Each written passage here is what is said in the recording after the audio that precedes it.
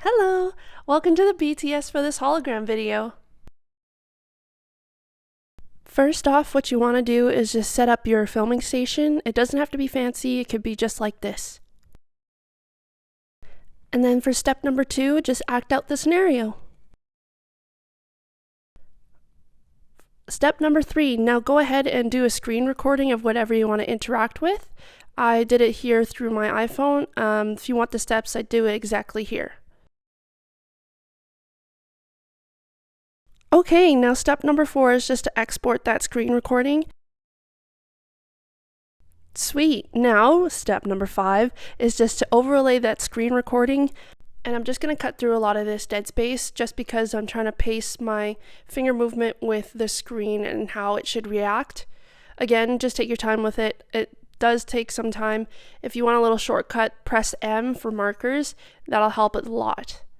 Perfect. So once that timing is good there, then you'll just want to rotate your screen record and then manipulate the position so it looks a little bit more realistic of how it's coming out of your object. You can manipulate the scale depending on what you want it to look like, and then as well the opacity.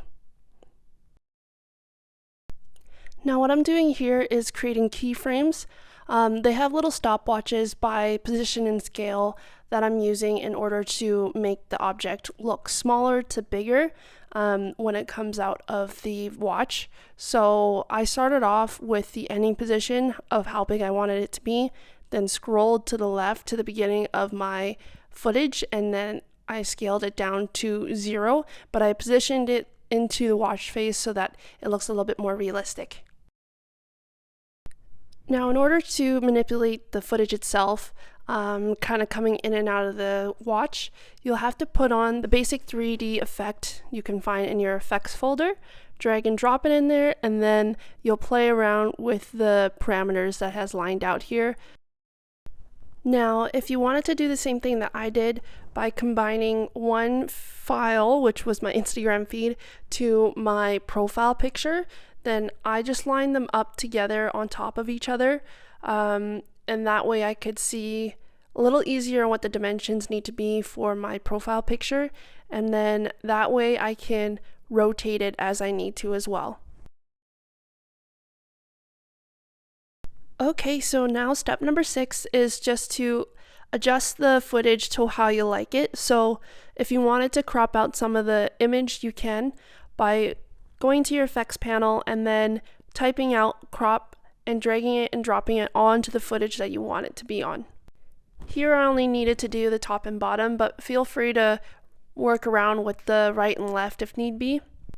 And then here's the fun part that makes it more like hologram-esque, is if you go again into your effects panel and type out RGB, drag and drop the color balance RGB onto the footage file, and then play around with the red, greens, and blues to whatever hue that you think would look really awesome for you. Alright, so now we'll go into wave warp, and that just creates really cool kind of distorted effect on the footage. I switched my wave type from sine to smooth noise, so it's more glitchy looking, and then I just manipulated my wave height, width, and wave speed just to the point where I felt like it was a good look, but of course feel free just to play around with it because this is just so freaking fun. Okay, now with all of that we get to make it feel alive by doing sound design, which is absolutely one of my favorite steps to do.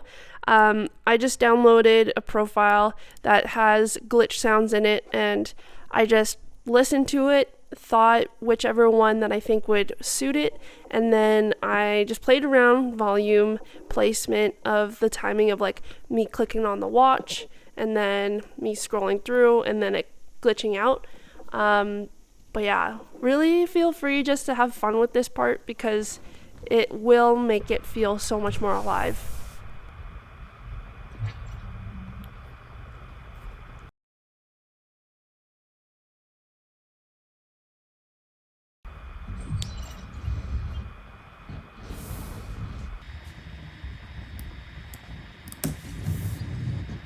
And then you can add really cool music to it. Now, without further ado, we'll see it all come together in this final look. You can have it all, no need to choose. First let me demonstrate how you can rise to the top. Yeah, I had to elevate. The hate when you elevate. The second of losses, I'm handing them out. Yeah, I had to go delegate. I hope you enjoyed this tutorial, and I want to say thank you for stopping by.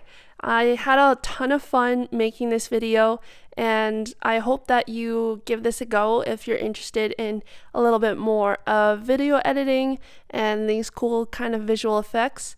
It's honestly quite easy once you get in the rhythm of it. The biggest skills that we learned today from this would probably be keyframing, which had to do with that stopwatch that helps with pacing and transforming the footage. And then the other parts were just icing on a cake. So if you really enjoyed something like this, I am putting out more and more of these BTS videos. Yeah, please let me know if you make one. I'd love to see it. I think creativity is so cool, and you never know where it can lead you and what you can create. So yeah, please share it with me either through my Instagram or through the comments below, because I think seeing each other's work is so much fun. Okay, have a great day. Bye.